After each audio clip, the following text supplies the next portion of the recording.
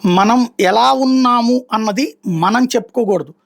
జనం చెప్తారు. అదే సందర్భంలో మన పక్కన ఉన్నటువంటి వాళ్ళ కారణంగా కూడా మంచి, చెడు అంటే మనం చేసే మంచికి మన పక్కనోడు చెడు చేస్తుంటే మనల్ని కూడా చెడ్డోడుగానే చూస్తారు తప్పించి మంచోడుగా చూడరు.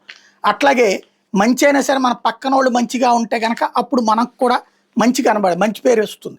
అంటే ఈ టీం అంతా మంచోళ్ళ టీం రా అనేటటువంటి పేరు వస్తుంది. ఇది ఎందుకు చెప్పాల్సి వస్తుందంటే అమెరికా అధ్యక్షుడు ట్రంప్‌కి ఆ నావ్రోవ్ అనేవాడు ఒకడు ఉన్నాడు. వాడికి నరం లేని నాలుక. నోటికొచ్చిన కారు కూతలకు వస్తాడు. అన్ని దేశాల మీదన నోటికొచ్చిన వాగుడు వాగుతాడు. ఓ రకంగా చెప్పాలంటే పని పాట లేని సన్నాసి అందరి మీద కామెంట్లు చేసిన తరహాలో మాట్లాడుతూ ఉంటాడు.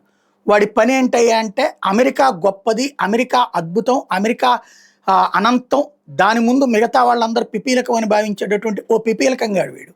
వాడు వాగేటటువంటి వాగుడే ట్రంప్‌కి అతిపెద్ద సమస్య. కానీ ట్రంప్ అది కనిపెట్టట్లేదా అంటే తెలుసు. ట్రంప్ తన నోటితో మాట్లాడలేని వాటిని నావ్రోతో మాట్లాడిస్తున్నాడు.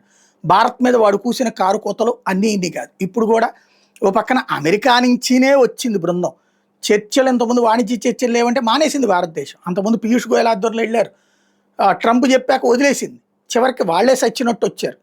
అయినా భారత్ దిగొస్తుందని వాగుతాడు. ఇట్లాంటోడితోనే పెద్ద సమస్య. వీడేంటంటే చివరికి ఎక్స్ అధినేత ఒకప్పుడు ట్రంప్ అధికారంలోకి రావడానికి కీలకమైనటువంటి ఎలన్ మాస్క్ను కూడా చీకటి శక్తులతో బంధం లాంటి కారు కూతలకు వస్తుంటాడు. ట్రంప్ మిత్రులు దూరం చేస్తున్నటువంటి సన్నాసి వీడు. ఇట్లాంటి సలహాదారులు పెట్టుకునేయడం వల్ల ట్రంప్‌కి కాస్తో కొస్తే ఏదైనా మంచి పేరు వచ్చేది కూడా జరుగుతుంది.